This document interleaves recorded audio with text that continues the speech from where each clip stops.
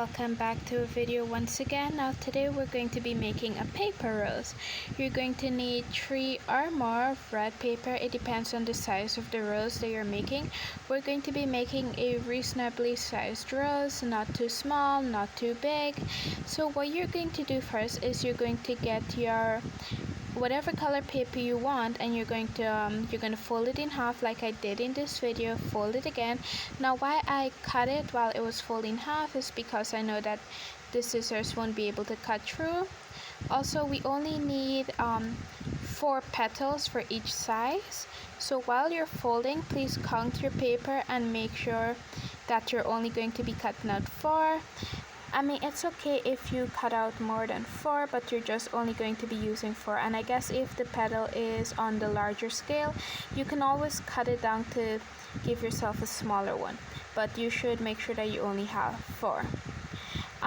If you want to put more petals, you can, but what you should take into consideration is that we are doing 5 different sizes of petals, and that's going to be a lot in it of itself. So if you do it 4 at a time, that would be reasonable. I've tried it with much more, and it didn't really come out so well. I don't have any of those right now. Now when it comes to cutting your petals, after you finish cutting them, you're going to need to paste them. And when you count how much different sizes of petals do you have, it should be 5, each larger than the other one. Let's see, I hope you guys are having a wonderful quarantine and everything is going fine, that you make this video, why am I saying make this video, that you watch this video while trying to make your roses, enjoying your time in quarantine. Now when it comes to pasting the roses, I used my little clamper thingy. I don't know the real name, so I'm gonna call them my little clamps. You can use your finger, but I'm using paper paste, and I've mentioned before that the paper paste takes a bit of time to dry, so that is why I'm using the clamp. To be honest, if you have your glue gun, just use your glue gun while doing this. I can't find my glue gun. Hopefully I'll find it soon. And even if I find it, I don't know where I put the glue stick or if I have any more remaining. So anyway, if I find it, I will buy more glue stick, but I'm not gonna buy any glue stick until I can find it, because I don't know if it's still working or not. It's been a while since I've seen it or used it. There were some other stuff that I made during this quarantine time, and to be honest, I'm feeling kind of bored and trapped in the house, and I really wish that I could just get out and do more. Also, Loki's been misbehaving a lot more than usual. He has just, it's hard to say, he's not a bad dog, but he's also not a good boy. As of lately, he wants to go outside, but he can't really, we're not allowed. I don't allow him to go outside because we lost one of our other dogs. Her name was Masakin from Lusader, and she was my absolute favorite girl. She was just amazing in every way whatsoever, and someone stole her. It broke my heart, and I don't want someone to steal him too. We're not living in such a good part, and he's such a playful boy that I'm pretty sure if someone walks up to him, and he's just gonna run to them with his ears flapping to the side, tongue out, ready to play. So that is why he stays indoor most of the time. Unless I'm going outside, then he's gonna come out with me. But last time we were outside, I was cleaning up the garden, and he escaped. The little demon jailbreak. He went to the side of the fence where it had a hole, and he got out, and he was so happy he got out. I went out, I got him, I put him in the veranda. We call that the little sin box. And he was crying. He didn't like it in there, so I was like, okay, I'm gonna take him out back, and if he misbehaves, cool, I'll put him back in. He misbehaves, obviously. So I took him out, I put him back in. He cries. I brought him out back, and the thing is, he figured out where the hole was, so as soon as he gets out, he makes a beeline for that hole, and he just gets out of the yard. So he's not allowed any free time outside. The prisoners shall not be let out. Now, another thing to this video had to be cut. You're not gonna notice the cut, but Loki, he started crying at the door, and I had to get up to go see what was going on. And now looking at this video, God, that's a lot of light. Like, I have my window open and I'm using natural lighting, and it's so bright. I think it's kind of hurting my eyes. I thought the little black paper at the bottom would kind of help. Oh boy. Okay, so I don't know why every time I talk so much I tend to yarn. Is that my mouth telling me to close, be quiet, don't say another word? I guess it is. Anyway, the morning is bright. This is the first time I'm up this early and filming this early. I started this video yesterday, but first issue that came up was I keep forgetting to video. I get up, do something, and come back, and the camera's not on, and now I forgot that I'm supposed to be explaining this part too, and I just kept blabbing away. Now hopefully you haven't made any mistakes without me explaining. Do not start with the first two smallest. Don't start with the first two smallest size. Start with the third, fourth, and fifth. There's a reason for this. So I've noticed that the two smallest, when you're doing the third, fourth, and fifth, and when you put on the stem and stuff like that, it gets so smashed that it doesn't really have a shape or form anymore. So what you should do to avoid the two smallest in getting squished is to start with the third size, then paste the fourth, then the fifth, and when you finish, you separate, you paste the small, and then you paste the second side. You paste the first side and the second side separate together, and then you put it in. You're going to see what I did in this video. But if you want to start with the first, you can go ahead, but I am telling you now, giving you a warning, it gets so smashed in that you cannot differentiate between the first, the second, and the third. It just looks all in one, but either way, it's a rose and it still looks beautiful and glamorous as always. Now the first two that I've made, I didn't give it a stalk because I wasn't thinking about giving it a stalk. The second tree that I made, I give it a stalk, but I didn't give it leaves. You're going to see in the video. Oh boy, that's the second yarn. I had a good night's sleep. I'm pretty sure I had a good night's sleep.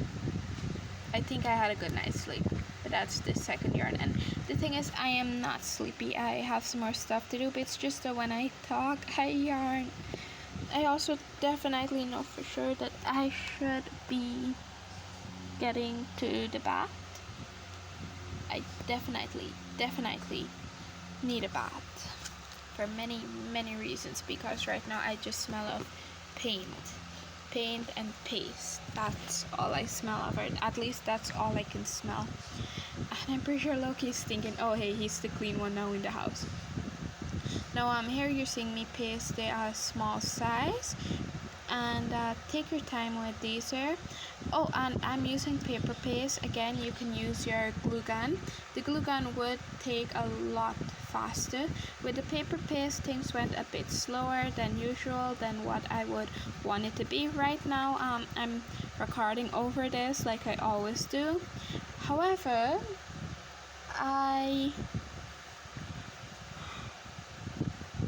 third yarn, definitely third yarn.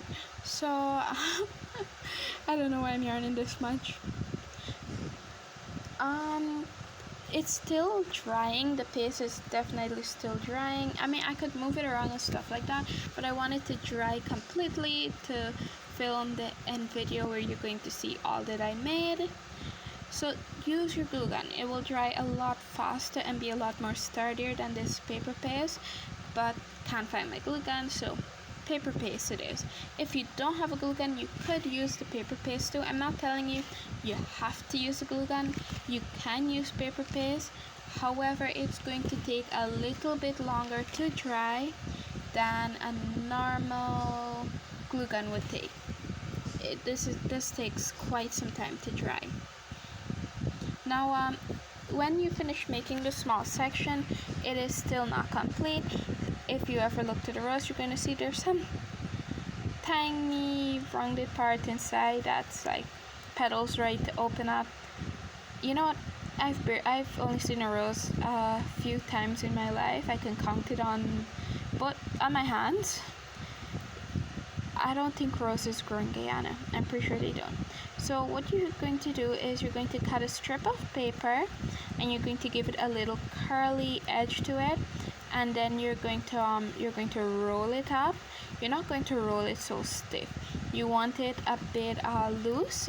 So you're going to roll it a bit loose and make sure that you paste it good inside the middle, and then you're going to paste that second part into the first part you made. You're going to paste the smaller part into the first part. You're going to make sure you have a good grip on it and that it's fitted perfect. Now it's time to make the stem and the stalk. Now the paper that I use for the stem is a much thicker paper. It's got the consistency of a cardboard, and the one that I made for the stalk is basically colored paper, craft paper. Now you fold it. If you've ever watched my video on how to make a flower, you are going to know how to fold it. It's basically you fold the paper a square, you fold it into a triangle, fold it into another triangle, fold it back into a triangle, and then you draw out the pattern that you want to cut out. Just basically some little stripy stuff, and that is how you get your stalk.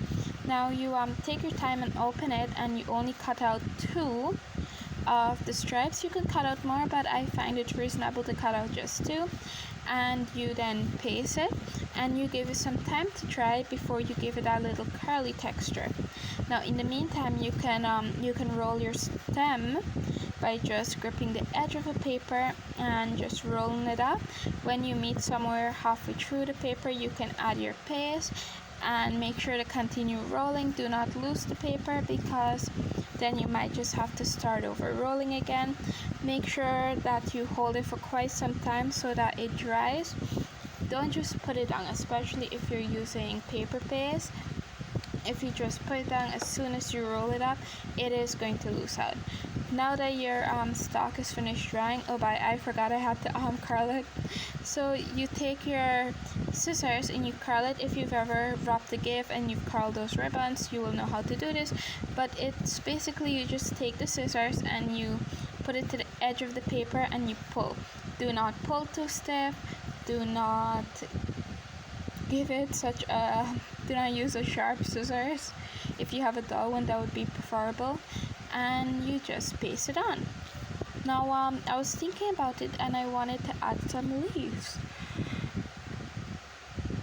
Alright, is this the 4th or 5th yarn? I feel like this is the 5th yarn. Anyway, it was a bit spaced out from the 4th one. I don't know if it's the 4th or 5th. I'm not sure. So I got my little kind of weird edge scissors. I can't remember what it's called. I think it's called shell or something like that. And I used the inverted side to cut it out to the shape that I wanted. But the issue I found with the scissors is that, oh no, it's broken. It was the scissors I've gotten many years ago, and I just had it in a box, and now I was cleaning up the box and I found it, so I decided I was gonna take it out and used it. Actually, no, I don't think it was that many years ago. I believe it was just last year I bought it. So from last year to now, it is broken, but that was because I left it down and I wasn't using it as often as I probably should. And something that Guyanese likes is they get dry rock. I don't know what rock it's supposed to mean, but when someone says something gets dry rock in Guyana, it's basically something becomes hard and it's no good anymore. and that if you use it, it's just gonna break apart. It's going to crumble and break apart. So you would hear the term it gets dry rock or it gets hard rock. I really don't know who came up with those terms, but I find it quite funny. Also, if you've noticed that I stutter a bit, I do tend to stutter. I don't know why. I can't remember fifth or sixth yarn. Yeah, I can't remember where I picked that up from. Now that you've got your leaf, you do the same curly thing to your leaves as you did to your stalk, and you get it to dry for a bit. When you've noticed that it's just dried a little bit, it's time to bore a hole behind the rose. Now, if you are a child and you do not know how to use the scissors that well, I should have stated this in the beginning. If you're a child and you don't know to use the scissors that well, especially when it comes to this part, please let an adult do this for you. If you feel you're going to prick your finger even though you're an adult, please call someone else to do it. So it's something that you should definitely take your time. And oh god, the light is so blinding right now, and I am just realizing how blinding this light is, and I wish that there was some way, like some setting that I can turn this light down, but I cannot. And this video is so long. Anyway, I hope you guys like this video. The ending video will be finished soon. Why am I telling you this? When you see the video, you're going to see it in one long loop. It's not like you will be realizing that parts are missing. Well, at least I hope you don't realize that I ended that recording, videoed the last video, added it in, and now I'm here to tell you guys goodbye. Stay safe out there. Maybe you guys could go listen to a few scary stories. Right now I'm listening to Mr. Creepin' as one of my favorite channels, and the Dark Summit is also a wonderful channel. Now, ending video, hope you guys like this video. If so, please leave a like and subscribe for more content like this, and maybe sometime in the future it can be better than this. Also, click the notification button on so that you will be notified every time I upload a new video, which isn't very often. Just take care. Bye.